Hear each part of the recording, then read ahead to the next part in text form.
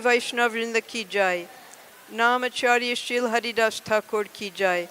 Prem se kaho Shri Krishna Chaitanya Prabhu Nityananda Shri Advaita Gadadhar Shivas Arigor Bhakta Vrinda ki jai. Shri Shri Radha Krishna Gopa Gopinatha Shama Kunda Radha Kunda Giri Govardhan ki jai. Shri Vrindavan Dham ki jai. Mayapur ki jai. Jagannath Puri ki jai. Tulsi Maharani ki jai. Bhakti Devi ki jai. Samaveda Bhakta Vrinda ki jai. All glories to the assembled devotees. All glories to the assembled devotees. All glories to the assembled devotees. All glories to Shri Shri Guru and Gauranga. All glories to Srila Prabhupada. Today we're continuing with the reading of Srila Prabhupada Lilamrita by Satsvarup Das Goswami. It was the Vyasa Puja of Srila Bhaktisiddhanta Saraswati, and several of Prabhupada's godbrothers came together to honor their spiritual master in Vrindavan. On this occasion, Srila Prabhupada wrote a very poignant poem called Sri Vaishishta Astakam. If the disciple of Bhaktisiddhanta Saraswati could join and preach together, there was every chance that they could create a spiritual revolution within the sinful world. That had been the hope of Srila Bhaktisiddhanta Saraswati, and Bhaktivedanta Swami expressed that hope in his Vyasa Puja offering. Now, this poem, a poem is a very special expression of a person's true heart emotions. We have three different types of writing. We have Shastra. Shastra is the guru commanding the disciple. There's no questions. Then we have histories. Histories are the Puranas, the Mahabharata. That's like a friend telling stories to another friend to get the same point across, like case studies of what the Shastras say. And then we have poetry. Poetry is a very personal expression of the inner feelings of the author's heart. Now, although Bhaktisiddhanta Saraswati had ordered Prabhupada to write in English and preach in English, when Prabhupada wrote his poetry, he wrote in his mother tongue of Bengali.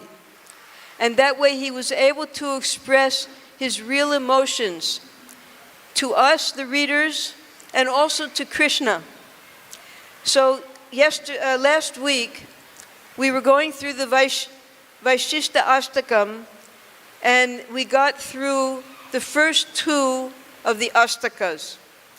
And we're going to continue now, because Srila Prabhupada, he makes very strong points here for his godbrothers to consider.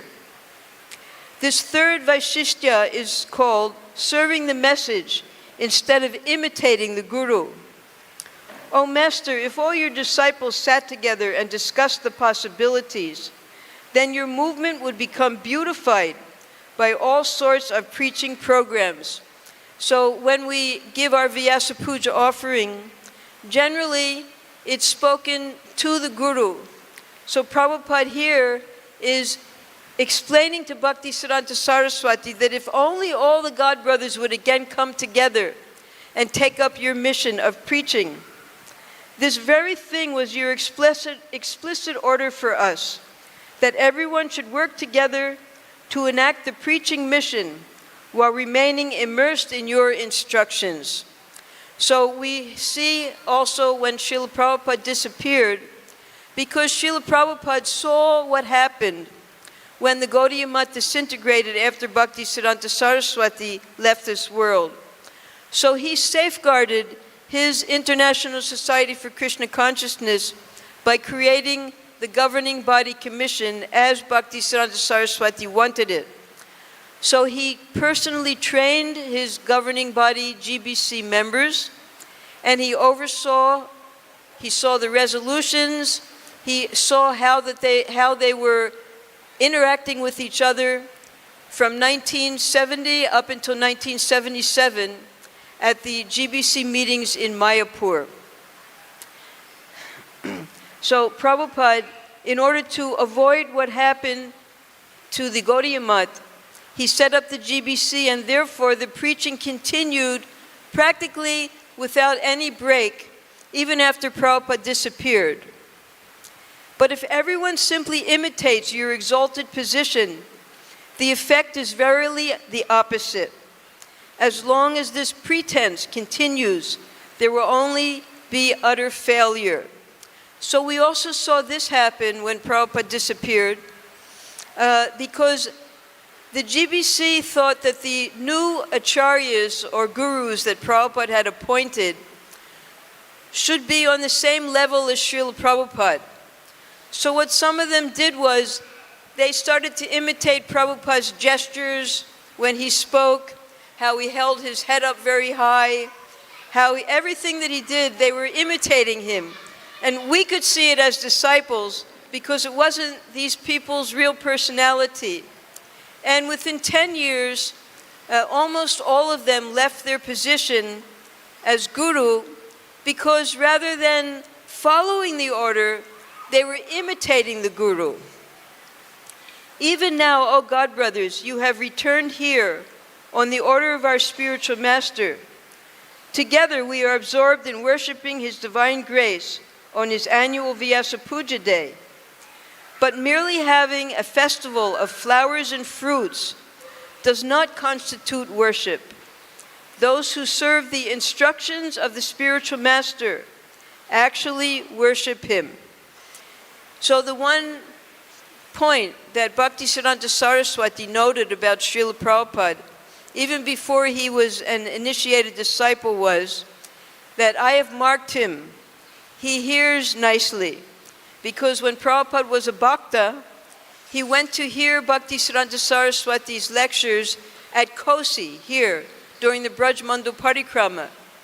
And when it was announced, because during Brajmandu Parikrama, the devotees go to the holy places, when the sannyasi announced that today we'll be going to Shergar, that's where the Sheshashayi deity is, and anyone who wants to go, they should leave now. So almost all the devotees left. Only a handful stayed behind to hear the evening lecture of Bhaktisiddhanta Saraswati. And he was leaving right after that lecture. So then Bhaktisiddhanta Saraswati, although there were over 1,000 devotees in the Brajmandu Parikrama, because Prabhupada was one of the few who stayed to hear Bhaktisiddhanta Saraswati, he noted Prabhupada, that yes, he hears nicely. So when, during Kumbh Mela, in the next year, when Bhaktisiddhanta Saraswati came to inaugurate the temple in Prayag, the temple president recommended Prabhupada for initiation, and Bhaktisiddhanta Saraswati recognized him, that yes, I have marked him, he hears well. So Prabhupada here is reminding his God brothers that simply to have this festival of offering flowers is not enough. We have to follow the instructions that Bhaktisiddhanta Saraswati has left behind. In serving the spiritual master's instructions, the disciples are empowered by his transcendental sound vibration. Oh God brothers, please give up your false pride and return to this standard. So the disciples, particularly the sannyasi disciples of Bhaktisiddhanta Saraswati, were very learned. He made sure that they knew Sanskrit, they knew the Shastras very well, but they did not have the preaching mission that Bhaktisiddhanta Saraswati had. Whereas Prabhupada, who was also very learned, knew Sanskrit, he could translate so many Shastras, he understood how Bhaktisiddhanta Saraswati wanted to start a revolution around the world. And later, he will describe that in the later Astakam. Once the greatly learned scholar known as Dr. Kalidas Nag openly challenged our master in a public assembly by saying, "The degraded mission of Kali Yuga is spreading like a plague all over the world. Why then is the vital message of Lord Chaitanya Mahaprabhu being kept locked up in a cage?" Now, Dr. Kalidas Naga, he was a very famous Indologist, historian, writer. He was a specialist on Rabindranath Tagore. and he was world famous for his writings.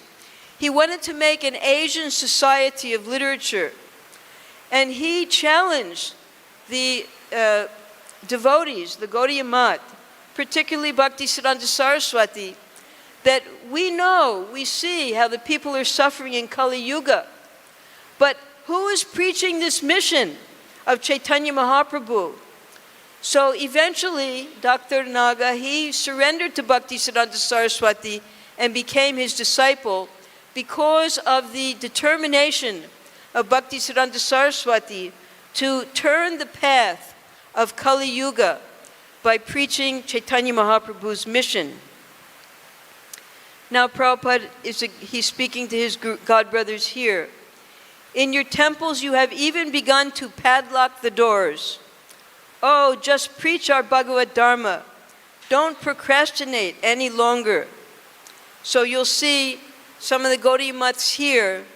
Our temple, the people have to wait in line all the way down to the police choki to get in for darshan. And in the other temples of the Gaudiya Math, you'll find most of the time the doors are locked.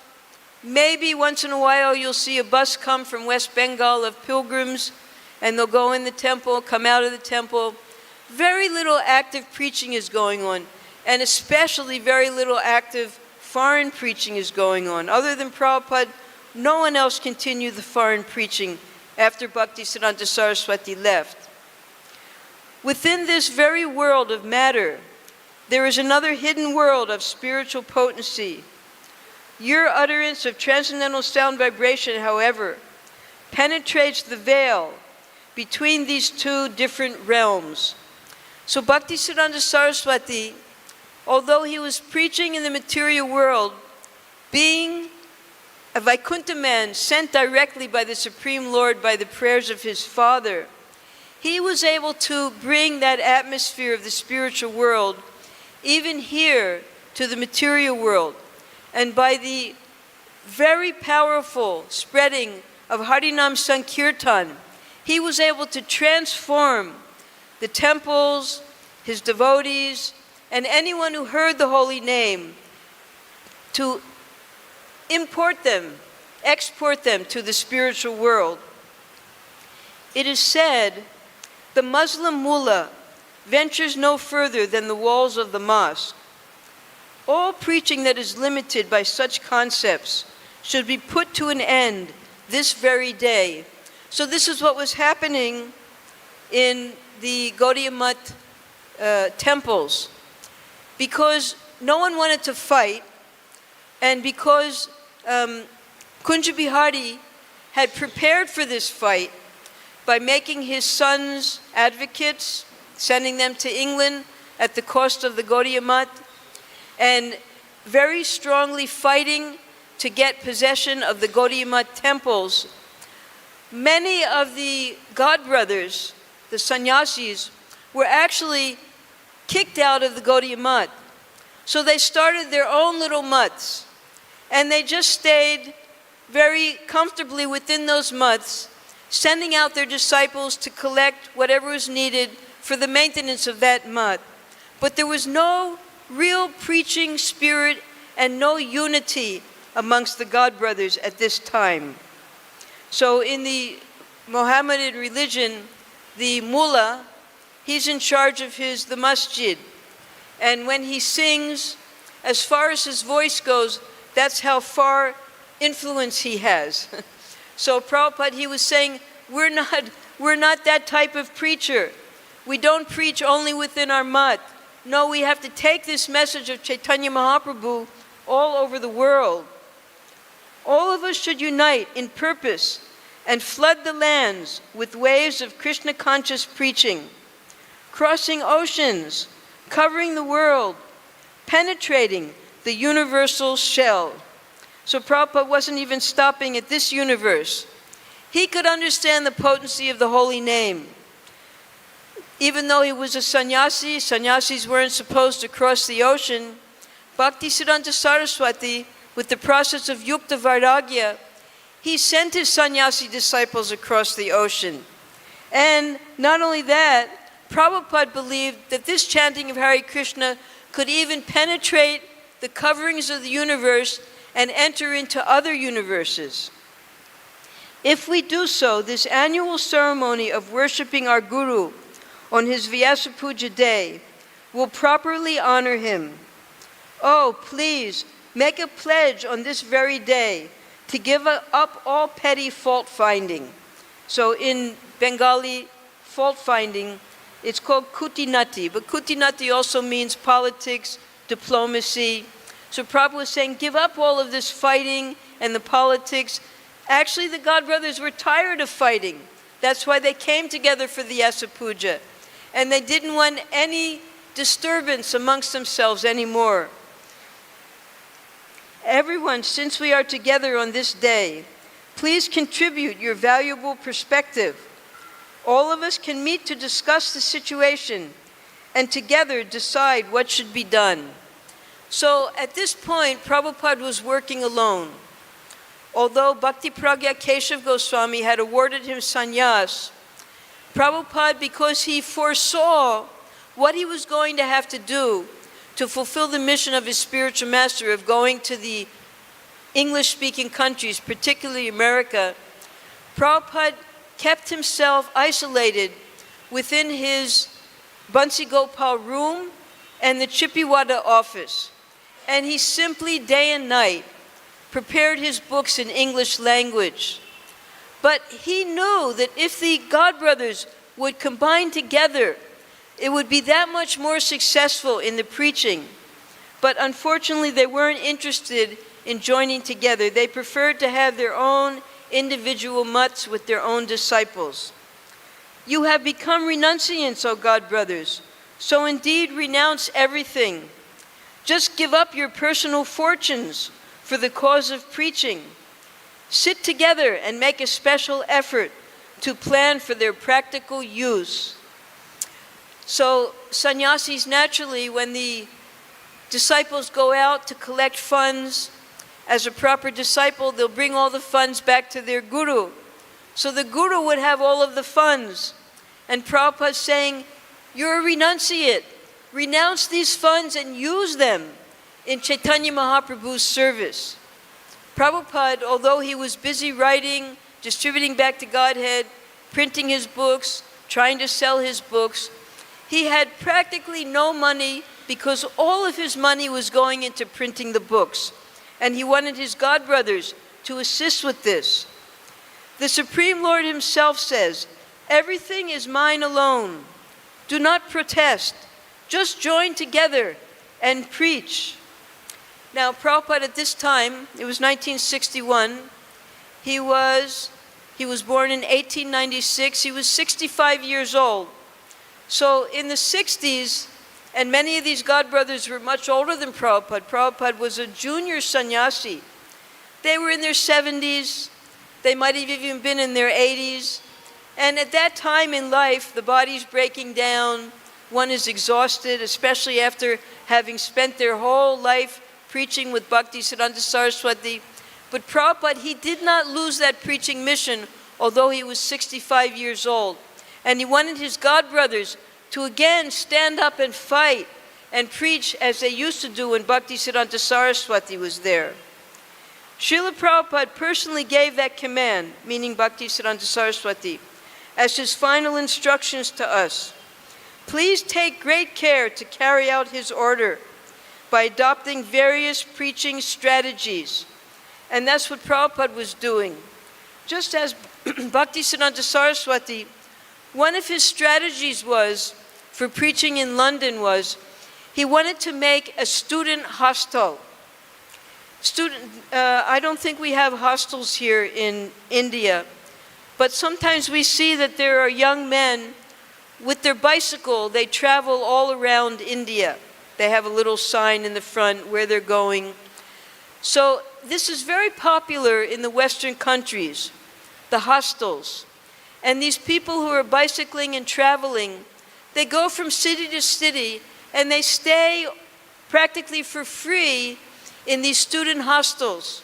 So Bhaktisiddhanta Saraswati, he wanted to set up these student hostels in the West because then the students would come and stay there, and then the devotees would have the opportunity to give them prasadam and preach to them. But it didn't materialize, it didn't happen. Otherwise, all your efforts are in vain.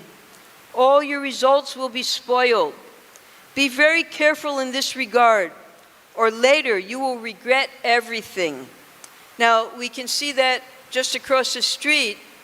Though Ban Maharaj had respect for Prabhupada, Prabhupada had respect for Ban Maharaj. But because he made this Oriental Philosophy Institute and he needed funding, he practically turned his institute over to the University of Agra, because then he would get government funding. And after he left this world, only his name is remaining, and the University of Agra has turned that Oriental Institute into the Law College, College of Engineering and Management. No mention anymore other than Ban Maharaj's name. So this is what Prabhupada is warning. You're collecting funds, you're making projects, but unless you completely carry out the strategies that Bhaktisiddhanta Saraswati gave us, it will all be in vain and you'll regret it. It is really such a difficult task for us to, he's asking a question, is it really such a difficult task for us to come together as a united movement? And why do all these things even need to be said to you? So, previously, Bhaktisiddhanta Saraswati, he carried on we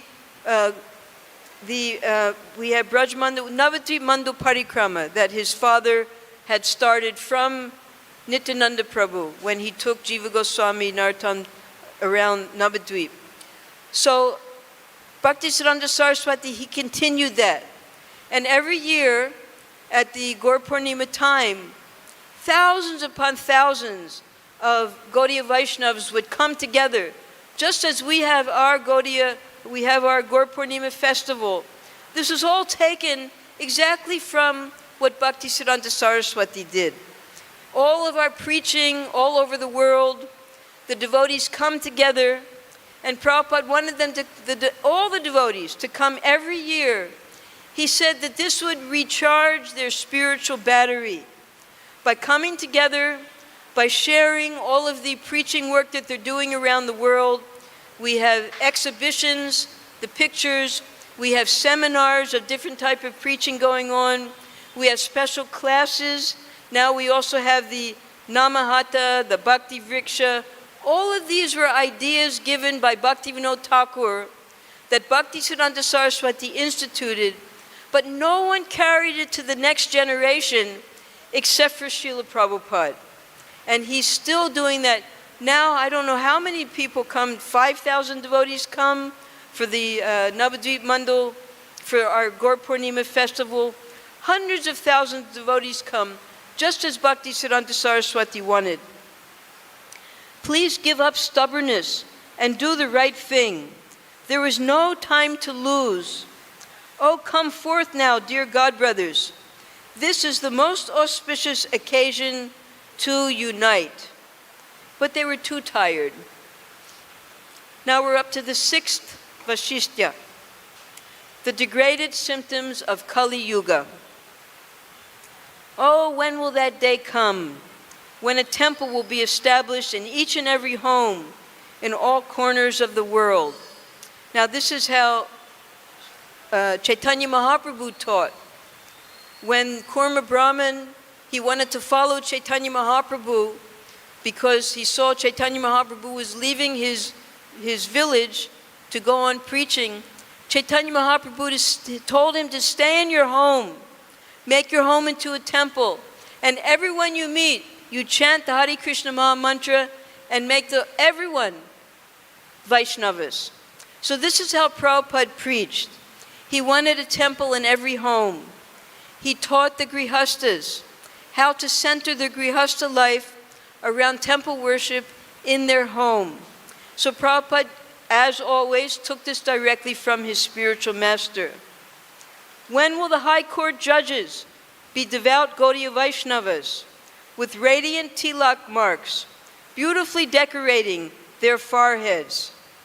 So that example is from Bhaktivinoda Thakur, who was a deputy magistrate. That was the highest post that the British would allow an Indian to hold, deputy magistrate. And he would go with tilak every day to the office.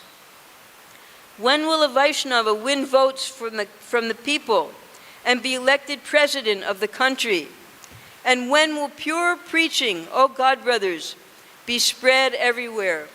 So Prabhupada here in his poetry, he's expressing his aspirations, how through his preaching he wants these three things to happen.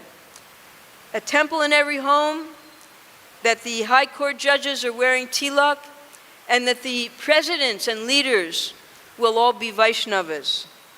Now all the demons are simply plundering and enjoying the Lord's resources. As the helpless populace cries in distress, alas, alas, hi, hi. So we see the leaders, they'll fight very hard to get their post. And when they get their post, they have their ways and means through their planning systems to extract all the money they can while they're in office. And then next election, they use that money to get elected again. It's just so they can get more and more personal money. There was a joke that Sarvabhauma told. There was a minister, and he had an American friend who was a senator. They're equivalent to the Rajya Sabha. So the minister went to visit the senator in America, and the senator lived just like a king. Beautiful home, so many servants. And the minister, he said, how did you get such a beautiful place? And the senator told him, 15%. It means he made sure to get 15% of all the money that was going through his office.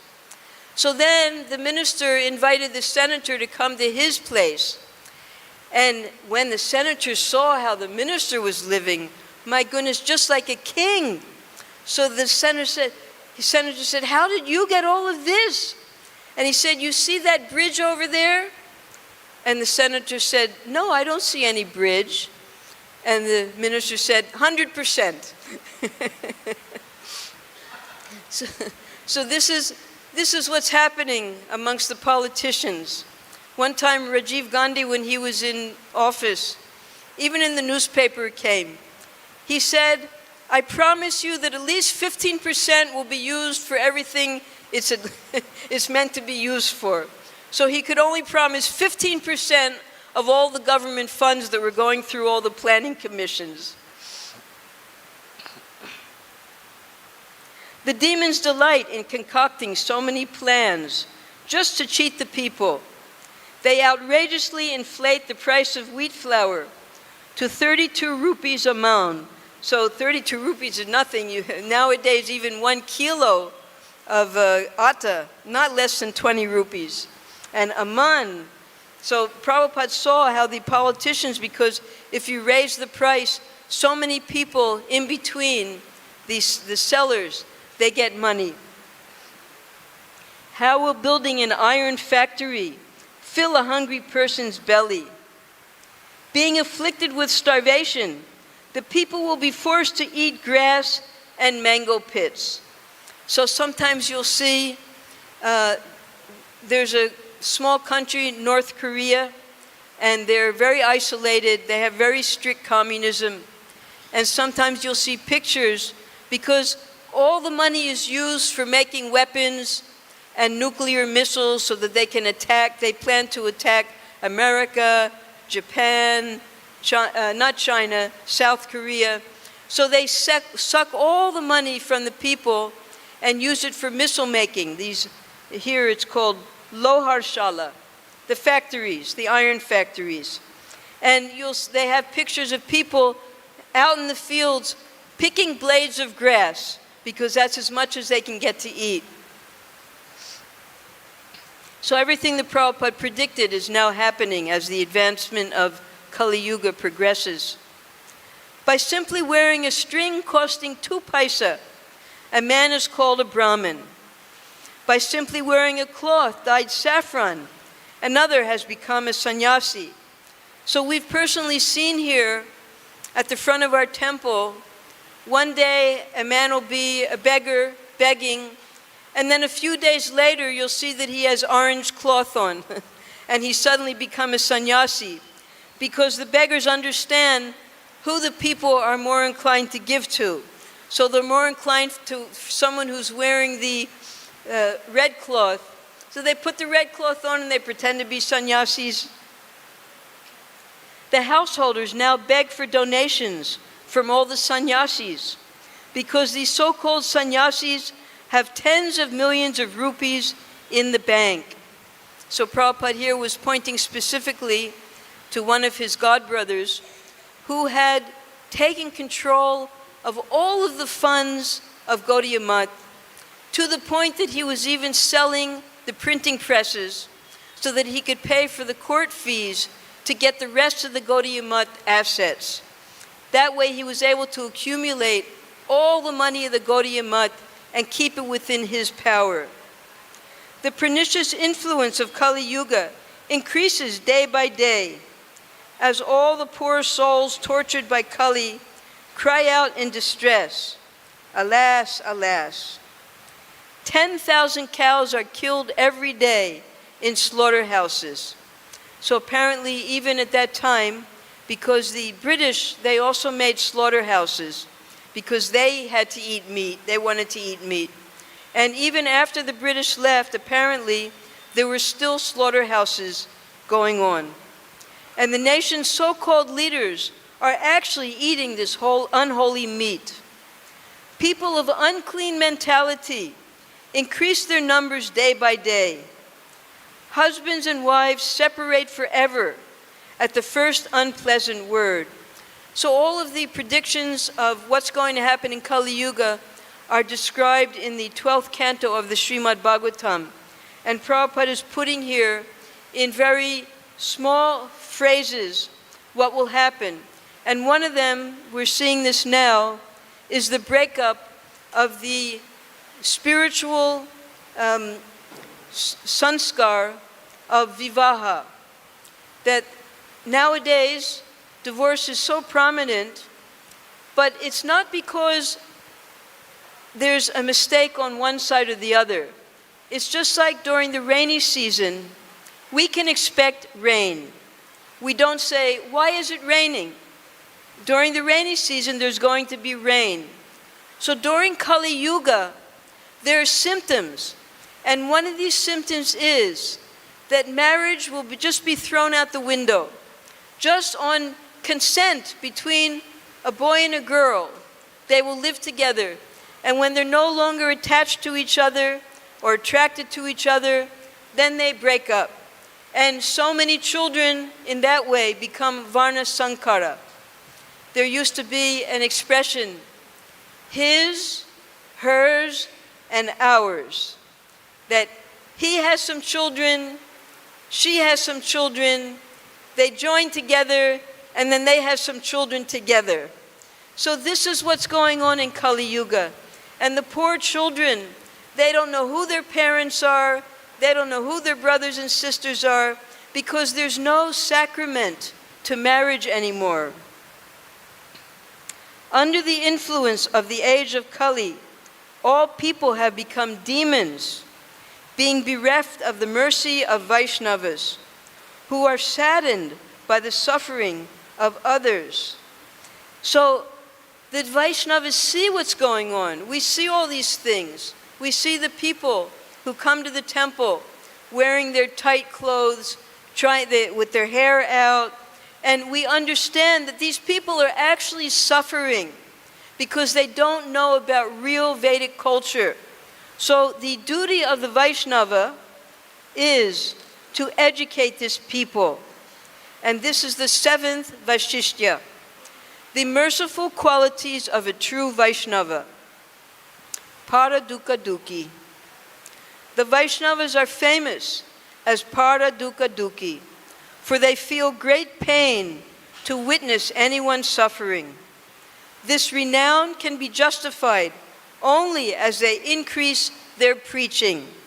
So this is why Prabhupada wanted us to dress in Vaishnav, Dhoti Kurta, and Sari. And always have tilak and kantimala. This is our decoration. Because if we set a good example for others, people who are suffering so much, they will see, they'll come to our temples, they'll see on Nama Sankirtan, outside in the streets, that these people are actually happy, and I'm suffering. I want to be like them. And therefore, Prabhupada did not have us reduce our standard. We should always have the attire of Vaishnavas. And then these people who are looking for an alternative in this Kali Yuga will see us just like the uniform of a policeman.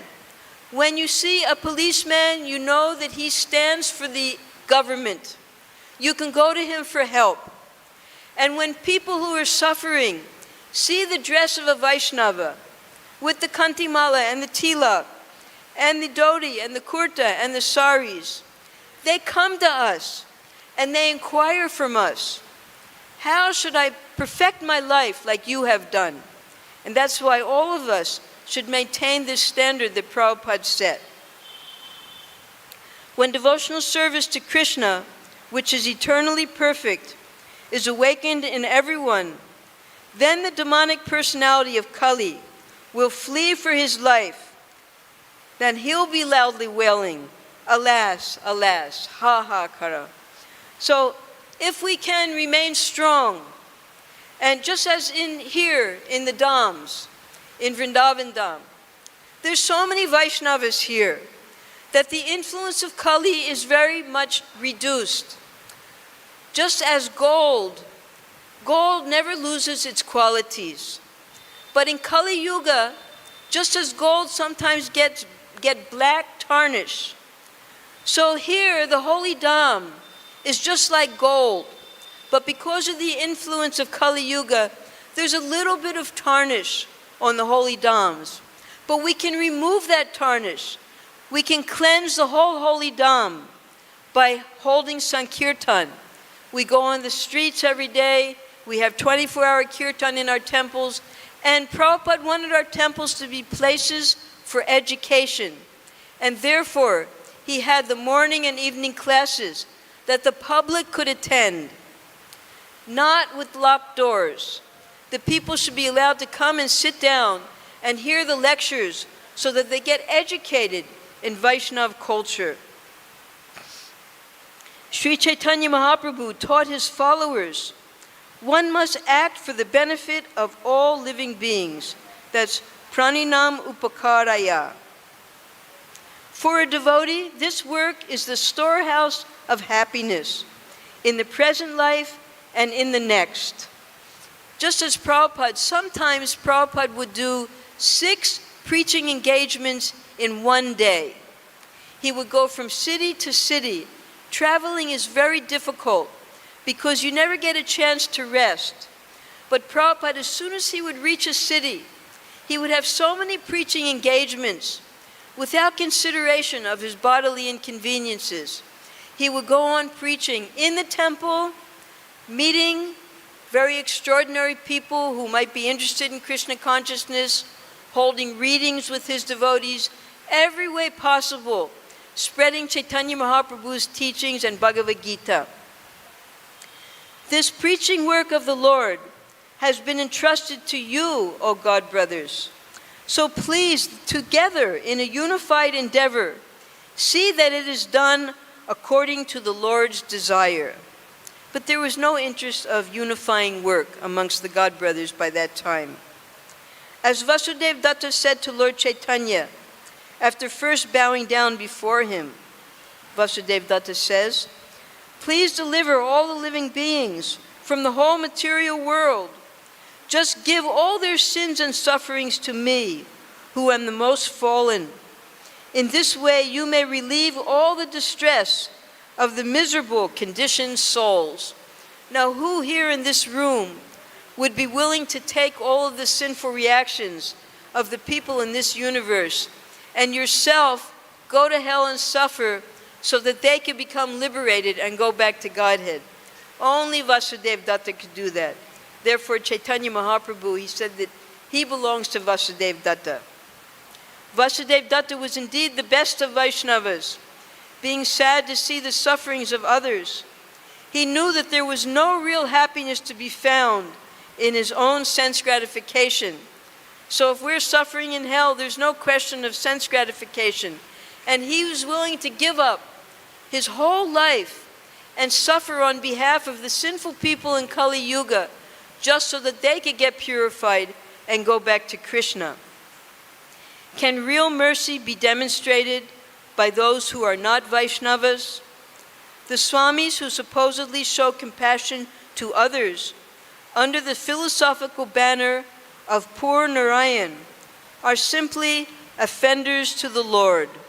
So this Daridra Narayan, the reason why it's offensive is because Narayan is never poor. Narayan is full in 6 opulences. But the Mayavad philosophy is that everyone is one, and we're all Narayan. So therefore, the poor people who are also Narayan, if you serve them, that's the same as serving Narayan in the temple. So they would open up hospitals, schools, places for feeding. That's very nice. But if you feed a person one day, they'll be hungry the next day. But if you teach a person how to grow their own food, then you can actually solve the problems of life. So this is what Prabhupada did. Yes, we're giving food for life, prasadam, 25,000 people a day minimum now, 21,000 people every day. But we're not simply feeding them. We are giving them Krishna prasadam. And that Krishna prasadam is building their spiritual bodies, their Satchidananda Vigraha. Prabhupada explains that if a person is diseased and he eats something, and if you take the remnants of his food and eat that, you will get that disease. So when we distribute Krishna prasadam, because Krishna has eaten it, Srila Prabhupada has accepted it, they are going to get the disease of love of Krishna simply by eating Krishna prasadam. The mercy shown by the Vaishnavas is scientific and authorized. Without the Vaishnavas' mercy in this world, the illusory energy is insurmountable. Had we not met a devotee, how would we have ever be able to come to Prabhupada's shelter, to the shelter of ISKCON, to the shelter of our Guru Maharajas? The devotees, it's their responsibility to travel and preach and educate others and give the suffering humanity an opportunity to become free of their separation from Krishna by teaching them how to engage in the process of bhakti yoga. If there is a kingdom of Lord Vishnu and the Vaishnavas established on earth, then only will the people be happy. This is confirmed by all the great saints and sages. This is why Krishna enacted the battle of Kurukshetra, because he wanted Yudhisthira to be the emperor, because Yudhisthira was a pure devotee. And when a pure devotee is in charge of all the civilization, then all the people become peaceful and happy and Krishna conscious. We're on the 8th Vashishtya, a Krishna conscious kingdom on earth. Why are all the people crying for Ram Rajya, the kingdom that was personally governed by the Lord? It can be achieved again, but only by establishing a God-centered nation. Lord Krishna personally installed King Yudhisthira upon the royal lion throne. At that time, the whole world was opulent with riches and grains because of the auspiciousness of having a Vaishnav leader.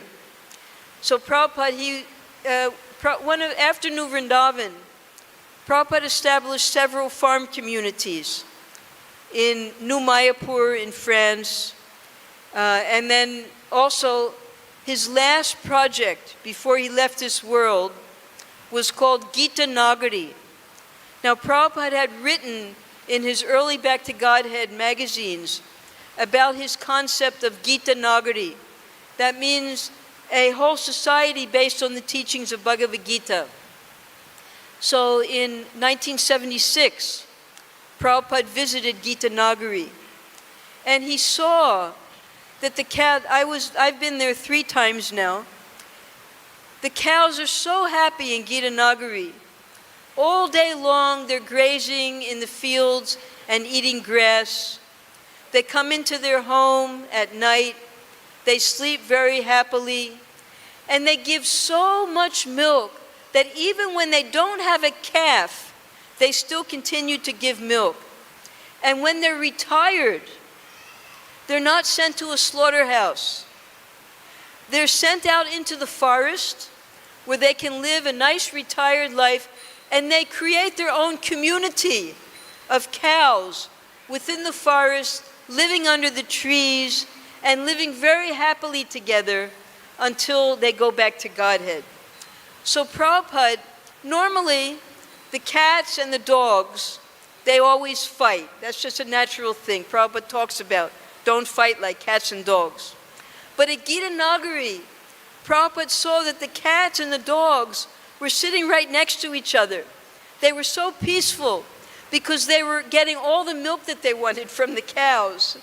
And it was proof that if we just do, according to the Vedic system of Varnashram, take care of the cow nicely, because the cow, at the same time she's roaming in the fields, she's also fertilizing the fields with her gobar and her mutra, nitrogen. They have all these artificial nitrogen pellets that they throw onto the fields. The mutra, the urine of the cow, is the best type of nitrogen. And the dung, which is gobar, there's nothing better for fertilizing the fields. So when we take care of the cows, automatically the human beings will become healthy as well. They have milk, they have grains, the animals are all peaceful together. So this is what Krishna, by installing Yudhisthira Maharaj, this is what he was accomplishing.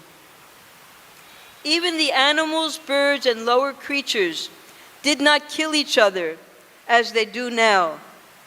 The quality of life in that Vaishnav kingdom was glorified throughout the universe.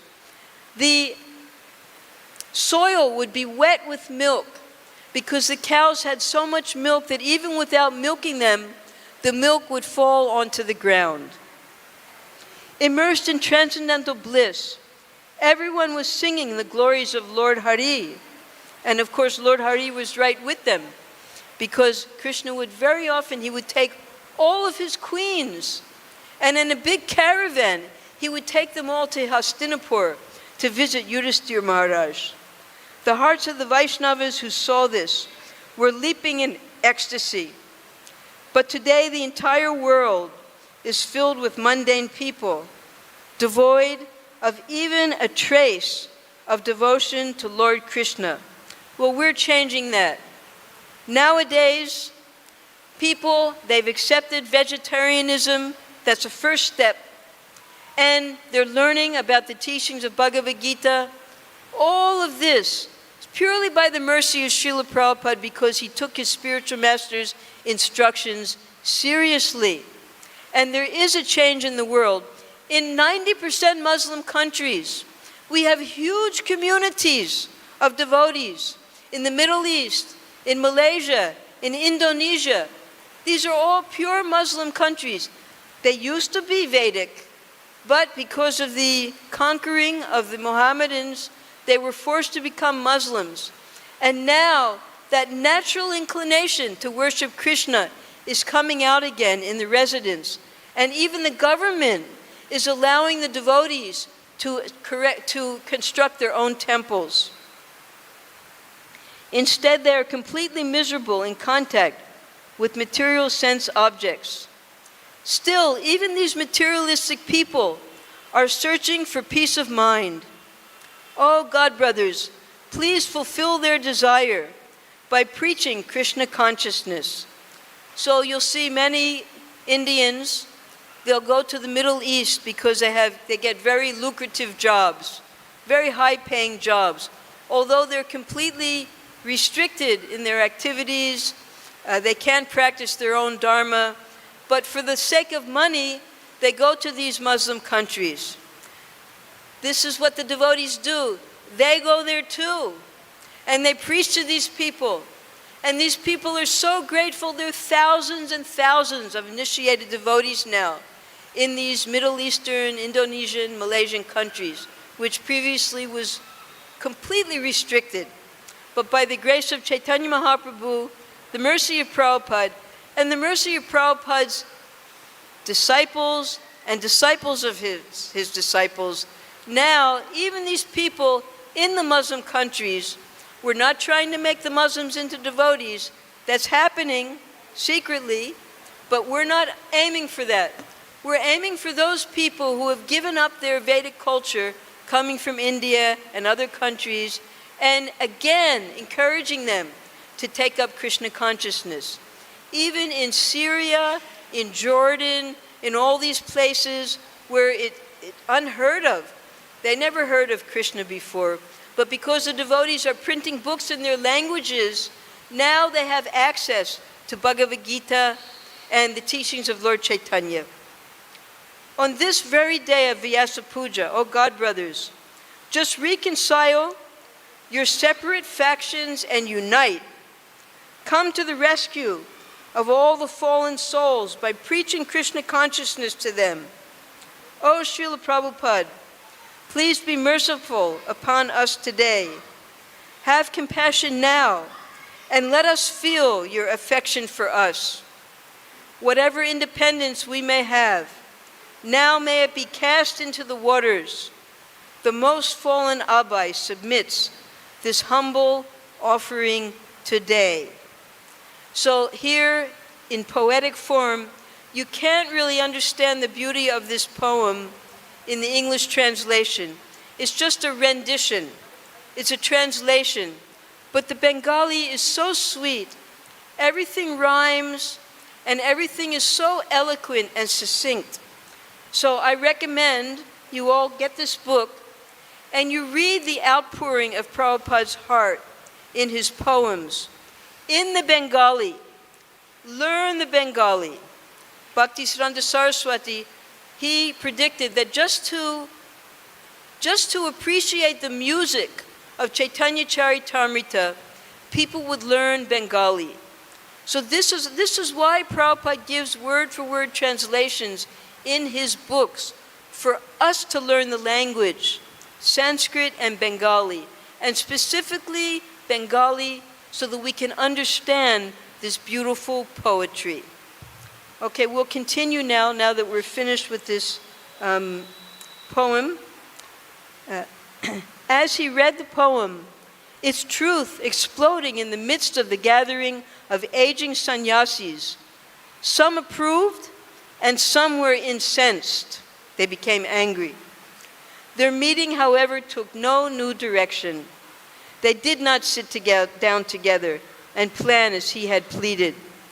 Swami Maharaj's poem was taken as another poetic expression or as an opinion. The God brothers were inclined to let the old wounds of fighting together heal with the passing of time, to go back over the whole thing again and reconstruct the mission as it had been before when Srila Bhaktisiddhanta Saraswati had been present, and to attempt all those ambitious programs. How was it possible? Yes, Prabhupada made it possible. They were getting old. Some did not want to leave the shelter of Vrindavan. They would worship Bhaktisiddhanta Saraswati within the holy Dham. If Bhaktivedanta Swami could do something more, let him go ahead and try, which he certainly did, and we're sitting here today as a result. Thank you. Hare Krishna. Jai.